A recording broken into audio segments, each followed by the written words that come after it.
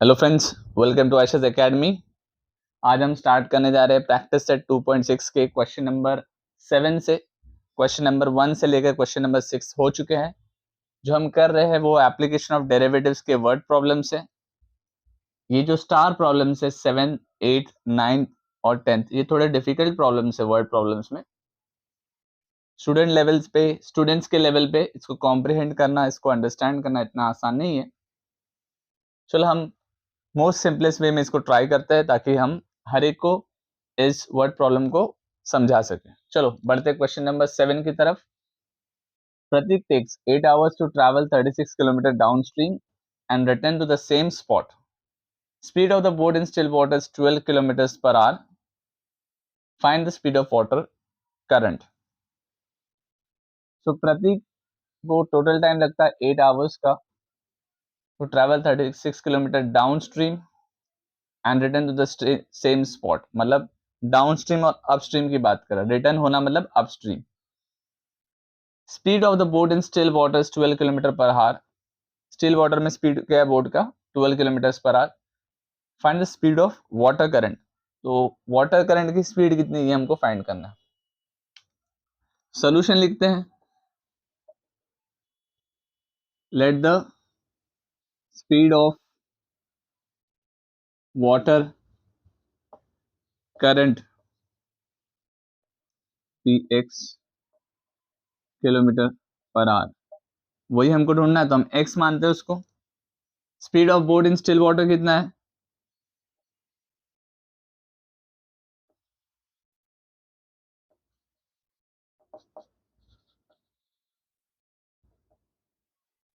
Twelve kilometre per our. Now क्या दिया हुआ है कि travels 36 Pratik takes 8 hours to travel 36 kilometer downstream and return to the same spot. अभी upstream में जा रही है तो मतलब ये उसको स्पीड 12 माइनस एक्स लिख सकते हैं और डाउन स्ट्रीम में जा रहे तो 12 प्लस एक्स लिख सकते हैं। कि मैंने बताया था आपको कि अप में जाने के लिए एनर्जी ज़्यादा लगती है, लो में जाने के लिए एनर्जी कम लगती है। जैसे आप किसी ब्रिज पे अपनी साइकिल लेके जाओगे तो ब्रिज पे जब आपको चढ़ना होता है अपस्ट्रीम तो उसमें एनर्जी ज़्यादा लगती है, और ब्रिज में हम टॉप पे पहुंच के जब नीचे की तरफ आते हैं डाउन स्ट्रीम में तो हमको एनर्जी कम लगती है। खाली हम साइकिल को भी पुश करते तो साइकिल अपने आप नीचे आती है। ठीक है, तो speed of boat in upstream is equal to 12 minus x kilometres per hour and speed of boat in downstream is equal to 12 plus x kilometre per hour. अभी यहाँ पे देखिएगा, अपस्ट्रीम के लिए मैंने 12 माइनस 6 लिखा, ये स्पीड है। Speed of boat is what? In downstream is 12 plus x kilometre per our. अब ये स्पीड हो गया। ठीक है, हमको अगर टाइम निकालना है, ये टाइम के अपस्ट्रीम का और डाउनस्ट्रीम का मिला के 8 आवर्स आता है। सो टाइम फॉर अपस्ट्रीम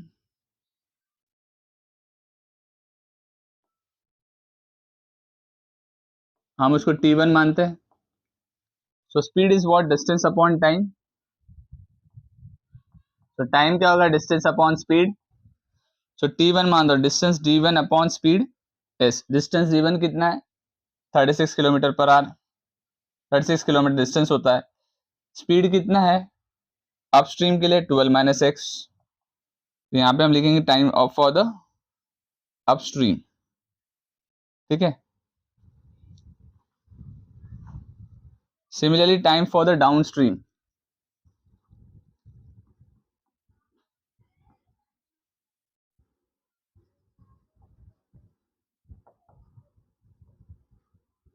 इसको हमने मान लिया t2 is equal to what? ये क्या हमारा? Distance upon speed. So distance कितना है? सेम 36 अपॉन 12 प्लस एक्स, क्योंकि हमको स्पीड कितना लगता है डाउन स्ट्रीम में? X, 12 plus x kilometre per hour. ठीक है, सो डिस्टेंस इज 36 किलोमीटर और स्पीड है 12 plus x kilometres per hour. अभी टोटल टाइम कितना लगा है? Prateek takes 8 hours to travel 36 kilometre downstream and return to the same spot. Total time is how much? 8 hours।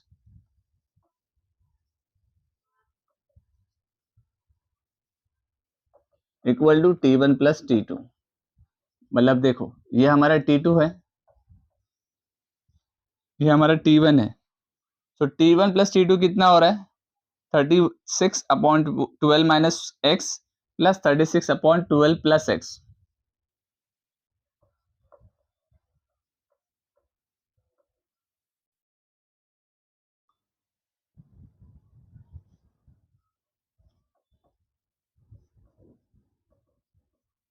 ये cross multiply, यहाँ पे cross multiply, यहाँ पे क्रॉस मल्टीप्लाई। सो क्या हो जाएगा?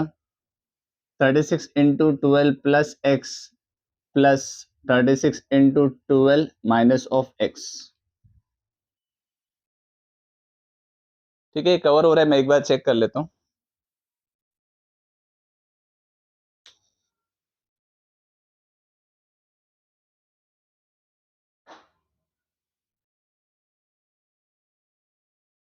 ठीक है,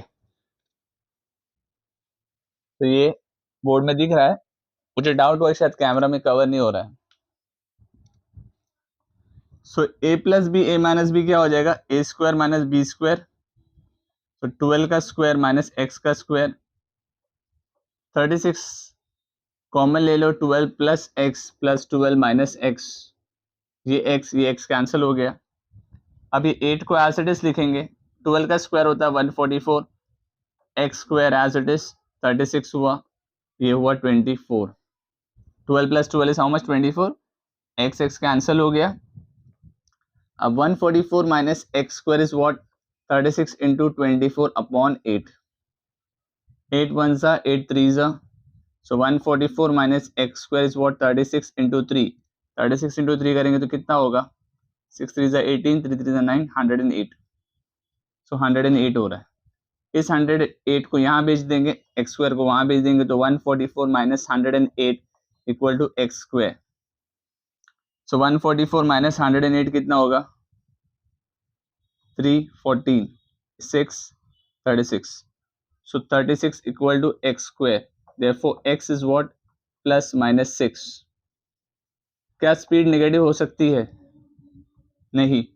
तो स्पीड अगर नेगेटिव नहीं हो सकती तो x क्या है हमारा? 6। तो x हमने क्या लिया था? वो क्या पूछा था?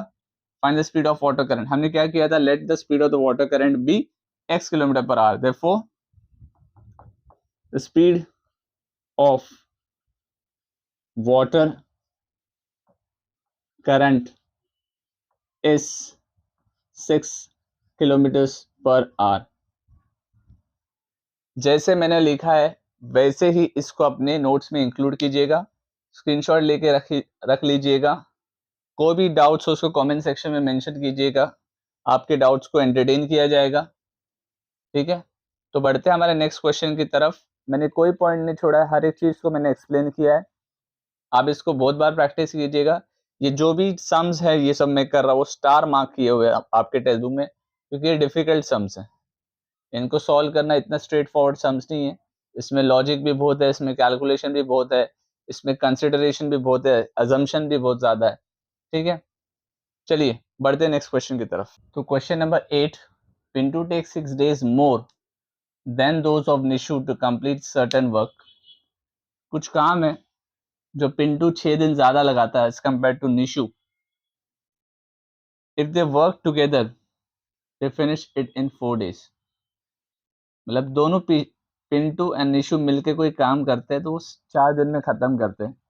How many days will it take to complete the work if they work alone.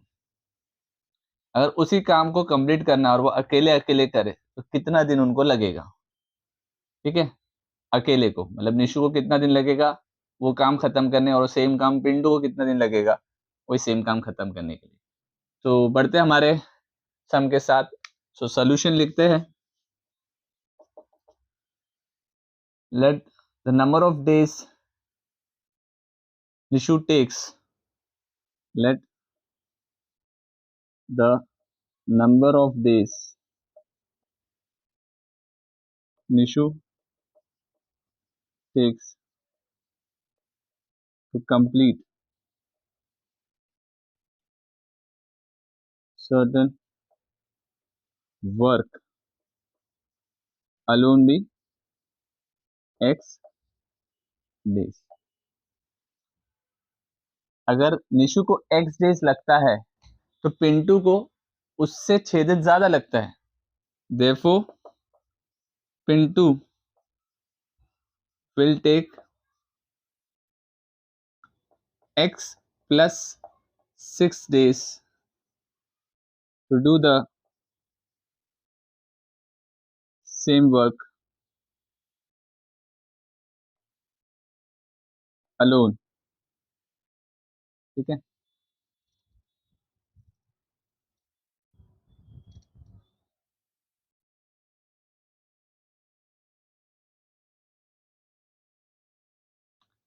If they work together, they finish it in 4 days. If they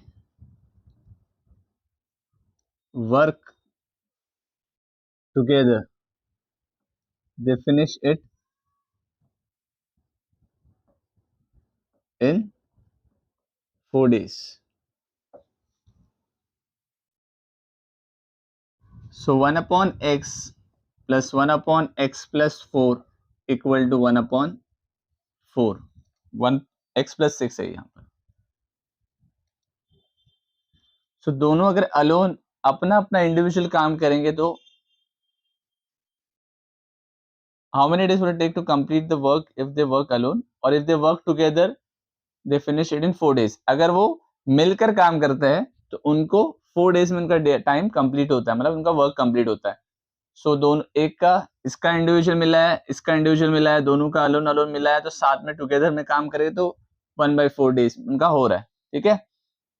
so x plus 6 plus x equal to, और ये 4 यहाँ पे multiply हो जाएगा, यहाँ पे cross multiply, ये cross multiply, ये इसमें मल्टीप्लाई हो जाएगा, x इंटू एक्स प्लस 6 ऊपर चले जाएगा, x इंटू एक्स प्लस 6 यहाँ चले जाएगा. ठीक है. अब क्या हो गया, 4 into x plus x is 2x plus 6, ये एक्स स्क्वायर प्लस 6x हो जाएगा. x दोनों x जब ब्रैकेट ओपन होके मल्टीप्लाई होगा तो x into x is x square, x into 6 is what 6x. So 8x plus 24 equal to x square plus 6x. So x square plus 6x minus 8x minus 24 is equal to 0. तो कितना हो गया, x square minus 2x minus 24 equal to 0. अब ये minus 24 जो है वो कैसा जाएगा, 6 माइनस 6 इंटू 4 करूंगा तो माइनस 24 होगा बराबर, और माइनस 6x प्लस 4x करूंगा तो माइनस 2x आएगा. तो 6 और 4 इसके फैक्टर्स हुए, तो x square minus 6x plus 4x minus 24 is equal to 0. x into x minus 6 plus 4 into x minus 6 is equal to 0. ठीक है. तो x minus 6 into x plus 4 is equal to 0. Therefore x equal to 6 और x equal to minus 4. क्या number of days negative हो सकते, तो नहीं हो सकते, तो x equal to minus 4 is negative. Therefore x equal to 6 days.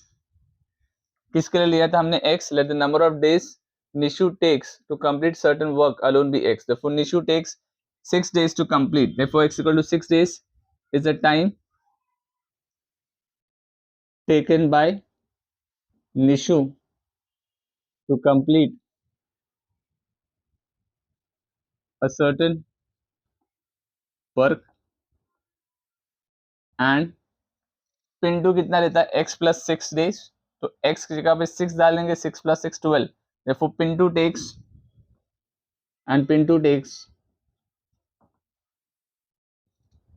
x plus 6 is equal to what, 6 plus 6 equal to 12 days to complete certain work